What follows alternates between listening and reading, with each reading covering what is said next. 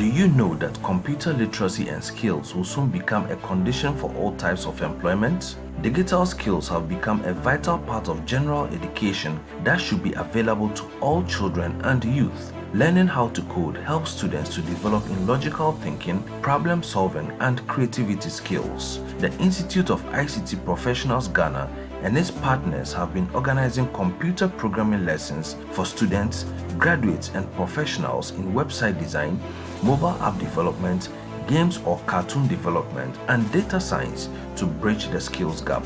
Lessons are delivered by ICT professionals online via the Zoom app, community learning centers, partner schools, and home tuition. Visit www.iipgh.org to register or call or WhatsApp 0242 773762 or 0244 357006.